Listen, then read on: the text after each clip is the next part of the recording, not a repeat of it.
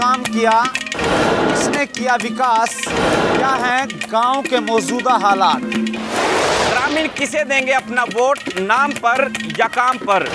पूछेंगे हम, बताएंगे आप। ये खास कार्यक्रम पंचायती सरकार। नमस्कार, आप देख रहे हैं सीढ़ी तहलका। मैं हूं जितेंद्र अहलावत। और आपने देखा होगा कि जिस तरह से कोरोना काल हर लोग, हर व्यक्ति प्रभावित हुए, उससे दूसरी वेव में लोगों को क्षति भी हुई, जो है मनुष्य की हानि भी हुई, तमाम लोगों का कारोबार भी प्रभावित हुआ, जान माल का भी नुकसान हुआ। और उसी बीच जिस तरह से आर्य महासभा की यदि बात की जाए तो यहाँ पर हवन यज्ञ भी कराए गए समय समय पर, और उसके बारे में भी बताया गया कि हवन यज्ञ कराने से किस तरह से वातावरण की शुद्धि होती है और कोरोना से भी बचा जा सकता है। उसको लेकर भी अवेयरनेस जो है लोगों में की गई। आज हमारे साथ जो है आर्य प्रतिनिधि सभा हरियाणा के प्रधान जो हैं मास्टर रामपाल आर्य जी हैं। उनसे जानेंगे कि आज का मुख्य कारण पानीपत में किस तरह से आज वो आए हैं, लोगों को किस तरह से वो जागृत कर रहे हैं, क्या उनका संदेश है। सबसे पहले उनकी जान लेते हैं, उसके बाद विषय पर बात करेंगे कि तीसरी लहर भी आने वाली है, उसको लेकर के काम क्या किया जा रहा है। जी नमस्कार। आज मुख्य कारण क्या है आर्य जी कि आज यहाँ पहुँचे हैं और क्या क्या बदलाव हो और किस तरह से समाज आगे बढ़े, उसको लेकर के क्या कुछ संदेश देना चाहते हैं? मास्टर रामपाल आर्य, प्रधान आर्य प्रतिनिधि सभा हरियाणा। आज ये बाल भारती जो आर्य प्रतिनिधि द्वारा संचालित है संस्था, इसके इनके निदेशक तथा इनके सहयोगियों को एक संदेश देने के लिए आज आपके बीच में आए कि पीछे हमने देखा जो पिछली लहर थी उसमें ऑक्सीजन की बहुत कमी होती थी जगहों में। तो हमने उस समय सभी डिस्ट्रिक्टों को एक निर्देश दिए हमने, और अब की बात देहात में भी आ गई, पिछली बार देहात में ये बीमारी नहीं थी, शहर में थी। तो हमने विशेष तौर से देहात में कि शहर में साधन संबंधी लोग हैं, दूसरा इलाज कराने में देहात में युद्ध स्तर पर हमने यज्ञों का यज्ञ करने शुरू कर दिया। और एक गांव में 20-20 किलो सामग्री एक का घी का लेकिन गाँव के चारों तरफ मतलब हमने उसको बनाया। उसका क्या कारण था? सामग्री के अंदर खाली केवल वातावरण शुद्ध की बात नहीं थी, वातावरण तो शुद्ध करता ही है ये थी, लेकिन साथ ही साथ उसमें कुछ पदार्थ ऐसे डालेंगे लोहा वगैरह और दूसरी चीज़ें जिनके डालने से कीटाणुनाशक भी मतलब सामग्री बन गई, कीटाणुओं को भी समाप्त कर दी थी। तो ऑक्सीजन की कमी के कारण देहात के अंदर लोग ना मतलब ट्रेजिडी ना हो पाई, कम से कम ट्रेजिडी हो पाई और जल्दी ही संभल गए। आपने देखा होगा कि इतना जल्दी संभले देहात में, ऐसा जल्दी संभलते कभी देखे नहीं थे, कोई एक साधन नहीं था उनके पास। और उसके बाद भी देखो कितने जल्दी मतलब वहाँ पर एकदम से संभल गया। अब ऑक्सीजन की कमी है मास्टर रामपाल आर्य जी, और वो और ये जिस तरह से आपने बताया उसके अंदर इस तरह की जो है सामग्री हमने डाल करके दी लोगों को, वहाँ पर यज्ञ किया, तो उसके बाद लोग संभल पाए, जल्द ही अपने आप को काबू कर लिया इस बीमारी से कि उससे बचाव हो सके। और एक तरफ ऑक्सीजन की कमी थी, दोनों को किस तरह से कंपेयर करते कि ऑक्सीजन कैसे फिर पर्याप्त हो रही थी? जैसे वायुमंडल में दूषित वायुमंडल हो वह फेफड़े के अंदर जाएगी, एक शुद्ध हवा जो मतलब जाएगी, ये जो के द्वारा वातावरण शुद्ध किया, ये हवा शुद्ध गई, तो शुद्ध जब हवा जब अंदर जाएगी वायु शुद्ध, तो क्या होगा कि वो सारे शरीर के ब्लड के अंदर जो सर्कुलेशन होगा, तो एक तो शुद्ध हवा का हो और एक मतलब अशुद्ध हवा का हो, उसका बड़ा फर्क रहता है। फेफड़े के अंदर शुद्ध हवा का होना बहुत जरूरी है। जैसे कि सुबह सुबह आप देखते हैं कि ग्रामीण में लोग जो है बाहर घूमने जाते हैं, खेतों में जाते हैं, व्यायाम करते हैं, तो उससे भी बहुत ज़्यादा प्रभाव रहता है शहर की अपेक्षा। वो इसलिए रहता है कि मतलब गाँव का वातावरण हवा है जो है वहाँ शुद्धता होती है। एक तो फैक्ट्रियाँ वगैरह कम होती हैं, दूसरा ये है कि आप जब गांव के अंदर वायुमंडल देख और हवा देख लेना, और आप जब बाहर शहर में निकलोगे और जब वहाँ चले जाओगे, खेतों में चले जाओगे, तो आपने उस गांव की वायुमंडल का उसका दिन रात का अंतर मिलेगा। अब तीसरी वेव की भी बात कर रही है सरकार की, तीसरी वेव आ सकती है, बच्चों पर इफेक्ट होगा उसको काफी। क्या लगता है उसको लेकर के किस तरह से अवेयरनेस कैंप आपकी तरफ से गाँव स्तर पर किस तरह से लोगों को समझाया जा रहा है, कैसे किया जाए, क्योंकि समय से पहले संभलना अच्छा होता है। उसके लिए हमने सभी को, मतलब जितने भी अपनी संस्थाएं हैं, जितनी अपनी आगे समाजें हैं, उन सबको एक निर्देश दिए हैं कि भाई माँ बाप को इस बात के लिए तैयार करो कि अपने बच्चों को सुबह सैर के लिए ले जाएँ, व्यायाम वगैरह करवाएँ और यज्ञ वगैरह का घर में अपने में यज्ञ करें। और हमने यहाँ तक छूट दे दी, हालांकि सिद्धांत के विरुद्ध है, सिद्धांत नहीं कहता कि भाई बगैर मंत्रों के बिना यज्ञ किया जाए, लेकिन हमने अब इस बीमारी को, इस दूसरी चीज़ों को देखते हुए वातावरण को शुद्ध करने के लिए हमने क्या कह दिया उनको कि भाई जिसने गायत्री मंत्र आता हो तो गायत्री मंत्र से 21 आहुति दे दें, और यदि गायत्री मंत्र ना आता तो ओम स्वाहा कह आहुति डाल दें, और ये भी ना कर सकते तो वैसे आहुति डाल दे, ताकि वातावरण तो शुद्ध हो ही गा। ओम स्वाहा तो बोल ही सकते हैं, ओम स्वाहा तो बोल ही सकते हैं। हाँ भी जिसको मंत्र नहीं आते ओम स्वाहा तो सभी बोलते हैं। उसमें किसी पंडित को या किसी विद्वान को बुलाने की आवश्यकता नहीं, ये हर घर के अंदर मतलब प्रत्येक व्यक्ति कर सकता है, करना चाहिए। सामग्री क्या क्या हो उसके बीच? सामग्री देखो, जो सामग्री है हमारी, वैसे तो हमने आर्यपली सभा में नो प्रॉफिट नो लॉस के ऊपर हम सामग्री देते हैं। 70 रुपये किलो आती है, 5 रुपये ट्रांसपोर्ट का खर्चा आता है, 75 रुपये में हम वह सामग्री दे रही है। लेकिन उसमें हमें कुछ चीज़ें ऐसे वो कह रहे हैं, जैसे पीली सरसों है, गलेवा है, गुगल है, इस तरह के मतलब उसमें 5-7 चीज़ और मिलाने से सुगंधी भी, जैसे गुगल डालोगे सुगंधी बढ़ेगी, गलेवा डालोगे तो वो कीटाणुनाशक है, कीटाणुनाशक लकड़ी सरसों है, कीटाणुनाशक है, ये सारे जर्म्स भी मरेंगे जो बीमारी के हैं, और दूसरा वातावरण भी शुद्ध होगा, दोनों काम। इस कोरोना काल के बीच हालांकि आपसे कोई जुड़ा प्रश्न नहीं, आप उसको डिनाई भी कर सकते हैं। एक बयान आया था बाबा रामदेव का, वो कितना सही मानते हैं, उसके बाद फिर उनका बयान आया कि हमें कौन गिरफ्तार, किसके बाप में, ऐसी इस तरह की बातें आई। पहले डॉक्टरों पर ऐसा किया, क्योंकि कोरोना काल के दौरान जिस तरह से लोग डॉक्टर काम कर रहे थे, उन दोनों चीज़ों को कैसे देखते हैं कि योग गुरु होते हुए इस तरह की बातें जो है कहा जाना, उसके बीच ये बातें सामने डिनाई भी कर सकते हैं। सिर्फ मैं तो आप इन चीज़ों से आप जुड़े हुए हैं, तो इसलिए मैंने पूछ लिया। नहीं, इसमें तो मैं केवल इतना ही कहूँगा कि इसका उत्तर या तो हम देते या मतलब तो जितने भी डॉक्टर वगैरह हम ये देखें कि उनका उसी मामला नशा वो आपस में अच्छा सब आ गए विषय नहीं। हाँ, मैंने आपको पहले ही कह दिया था कि आप ना देना चाहते कोई दिक्कत नहीं। मेरा दूसरा, आज नशा बहुत तेजी से फैल रहा है, नशे में जो है आज की युवा पीढ़ी जो है धंसती दलदल में धंसती जा रही है। उन लोगों को क्या कुछ कहना चाहते हैं आप? जिस तरह से हरियाणा के अंदर दूध दही का खाना होता था, खेल कुश्ती, इस तरह के गेम होते थे, उस बीच वो कहीं ना कहीं हटता जा रहा है, लोग मोबाइल फ़ोन और नशे की तरफ ज़्यादा एडिक्ट होते नजर आ रहे हैं। ये जो आप कह रहे हो, इसमें बिल्कुल सत्यता है। युवा पीढ़ी नशे में जारी है और उसके बारे में आगे की सवाल पूरी चिंतित है। लेकिन अब ये कोरोना काल के 19 की वजह से मतलब प्रचार अभियान तो हम बड़े संख्या लेवल पर कर नहीं सकते, और अब हमने केवल क्या देखना है कि इसका बचाव करना है।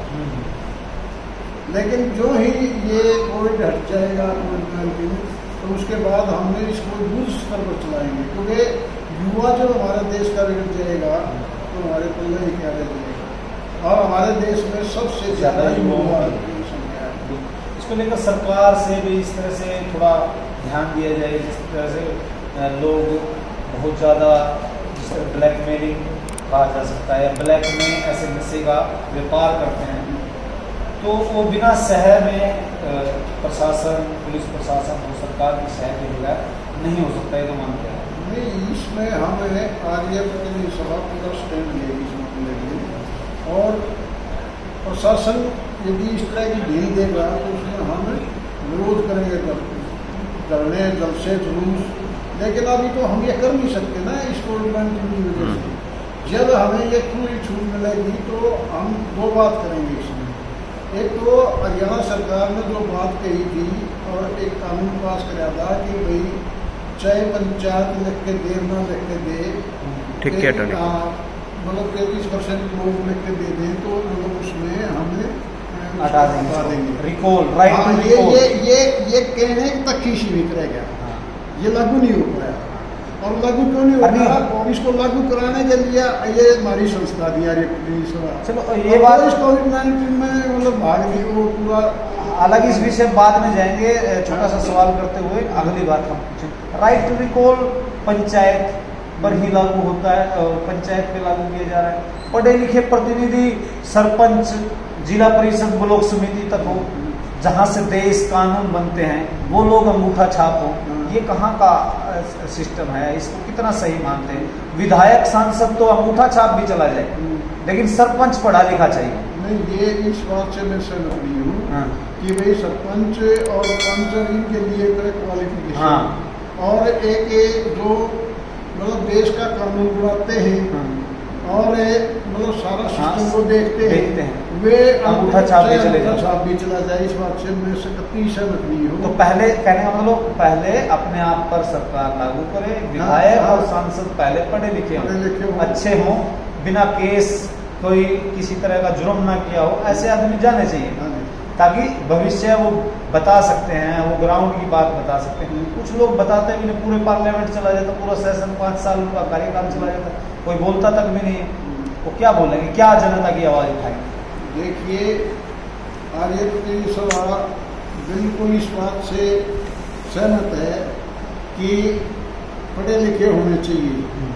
जब आप सरपंच और पंच के ऊपर ये कानून बना रहे हैं तो ये कानून उनके लिए भी बनना चाहिए, विधायक और सांसदों के लिए भी बनना चाहिए। रही बात ये कि वो मतलब जो भी अपराधी प्रवृत्ति का व्यक्ति हो उसको चुनाव लड़ने का ही अधिकार ना दिया जाए, मैंने यहाँ तक बिल्कुल। एक और आपने पुस्तकों में गलत जानकारी की एक बात कही है, प्रेस नोट रिलीज किया है, वो क्या पूरा मामला, थोड़ा और जाना। ये लिंग विद्यालय तथा समाज पुस्तक है जो यूनिवर्सिटियों के अंदर बीएड सेकेंड ईयर के जो छात्र हैं उनको पढ़ाई जा रही है। और इसमें 71 पेज के ऊपर मैं ऋषिदान के 71 पेज के ऊपर 7 गलतियां कर रखी है। एक ही पेज पर मैं ऋषि के बारे में 7 गलतियां, जो कि मैंने आपको ये लिखित रूप में दी। पहली गलती क्या कर रखी है कि दानंद का गुरु विवेकानंद बता रखा है, जबकि वो अपने बिरजानंद।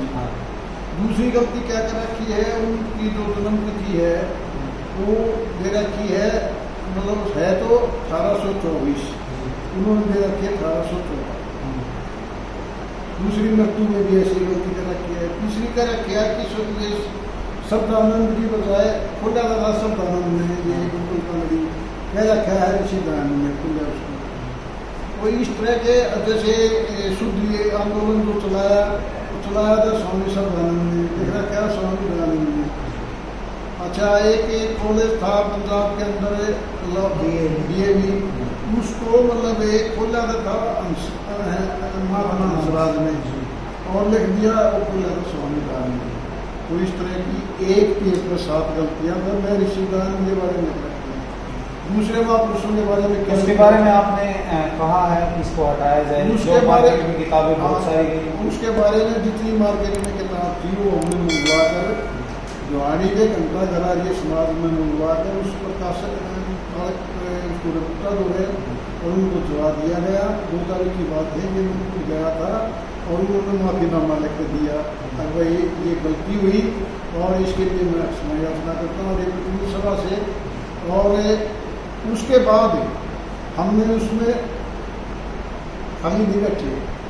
हमने सोचा कि भाई जब ये गलतियाँ एक बार उसके अंदर दूसरी बार भी हो सकती है, जब वो बनेगी दोबारा। हाँ, तो उसने लिखित में ये दिया कि दोबारा ये छपेगी तो जो आपने इसमें लिख के दिया है उसको उस पेज को निकाल के उस पेज वो हम ऐड कर देंगे, जो गलतियां हैं, जो त्रुटियां निकालेंगे उनको ठीक कर देंगे। दूसरी बात फिर भी हमने यही वो किताब है। नहीं है। तो आपको बता दें कि ये किताब जो है बीएड के अंदर जो है पढ़ाई जा रही थी, और जो दर्शक देख रहे हैं, और इसमें 71 नंबर पेज पर खामियां थी।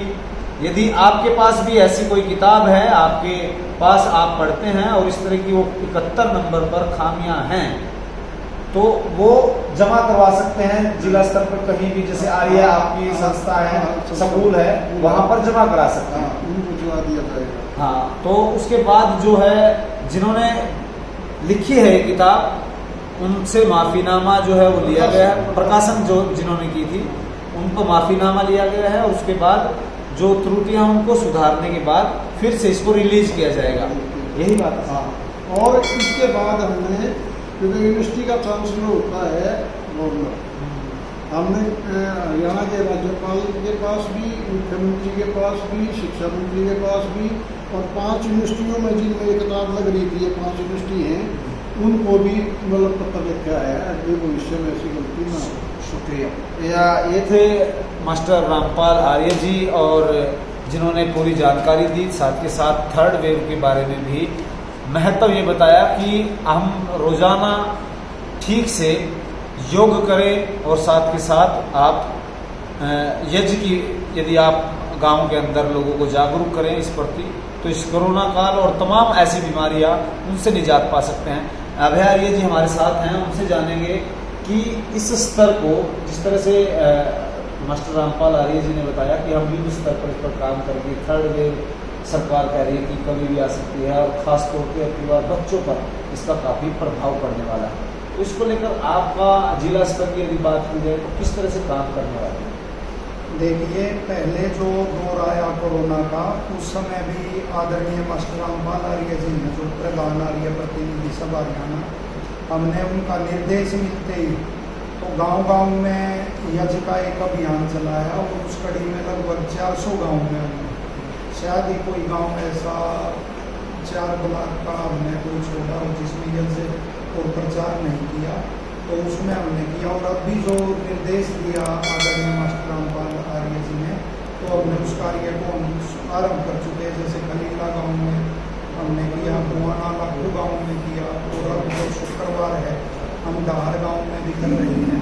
और यहाँ भी आपने देखा, हमने बड़े बड़े यज्ञों का आयोजन किया विद्यालय के प्रांगण में, पूरे शहर के फ्लाईओवर के नीचे भी आपने किया, एक दो बार वहाँ भी किया। तो इस तरह से हम अभी स्कूल जा रहे हैं।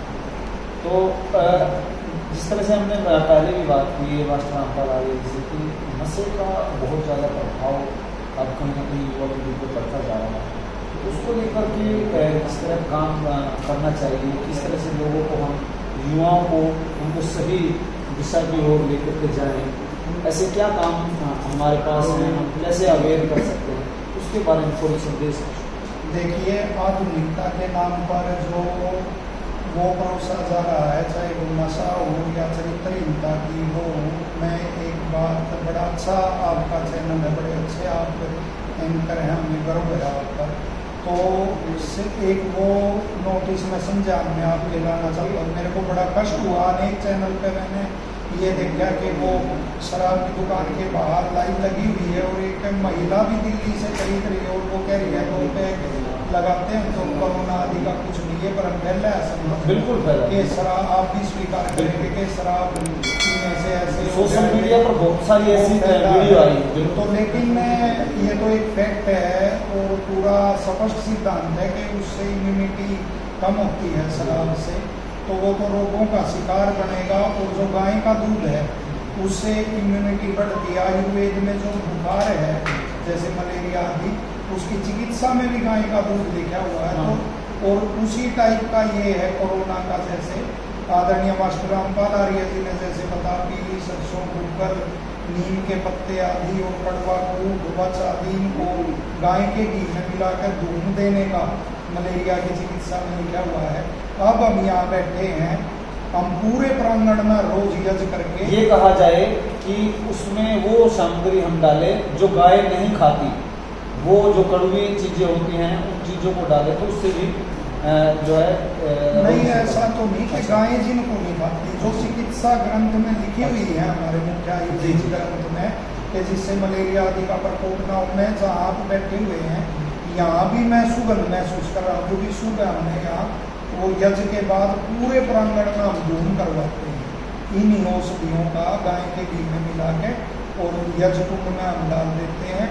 और फिर पूरे प्रांगण में चाहे विद्यार्थी हैं या नहीं है, विद्यार्थी होते तब भी हम यह धूम कराते हैं, तो उससे बड़ा फर्क होता है। गाँव के अंदर पहले हम देखते थे कि छोटे छोटे बच्चे थे, सामग्री लेकर के आते थे, हर घर में जाते थे, और चाहे कोई 1 रुपया 2 रुपया, हालांकि उससे शुद्धिकरण बहुत ज़्यादा होता था। आज वो चीज़ नहीं है, लोग नहीं जाते हैं, छोटे छोटे बच्चे भी नहीं करते हैं, माहौल बदल गया है।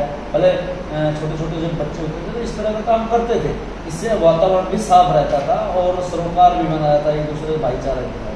बहुत बड़ी बात आपने कही। यहाँ तक कि पशुओं में भी कोई बीमारी आ जाती थी तब भी ऐसे ढूंढ लिया जाता था, क्योंकि हमारे पूर्वज बहुत विद्वान थे और बहुत स्वरूप थे, ग्रंथों का अध्ययन करते थे, सुनते थे।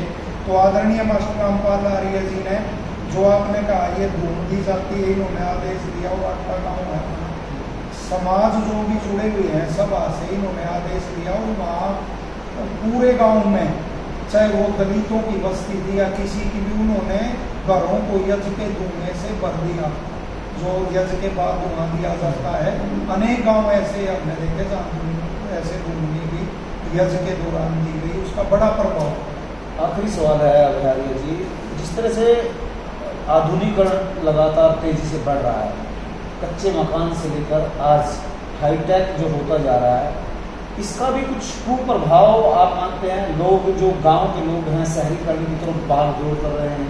हालांकि ये भी सत्य है कि जो शहर के लोग हैं जिन्होंने देख लिया है सब कुछ, वो गांव की तरफ जो है ऐसा इन्वायरमेंट चाहते हैं कि गांव जैसा हो इन्वायरमेंट, वो इसको कैसे देखते हैं?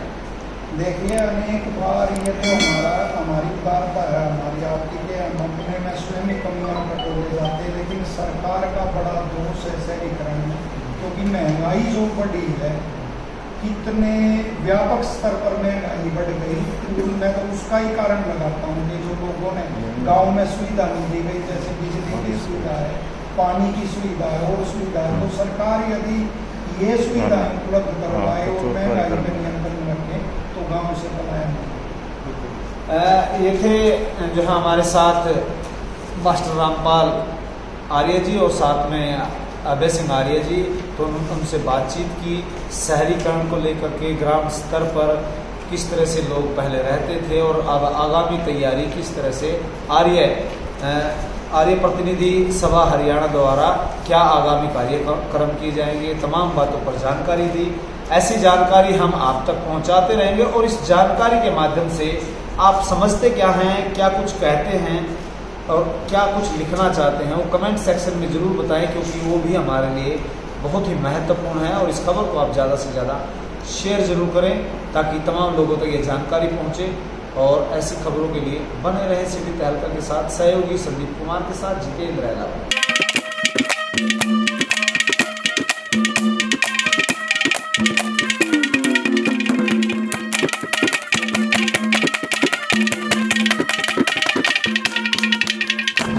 किसने कितना काम किया, किसने किया विकास, क्या है गांव के मौजूदा हालात, ग्रामीण किसे देंगे अपना वोट, नाम पर या काम पर, पूछेंगे हम, बताएंगे आप। ये खास कार्यक्रम पंचायती सरकार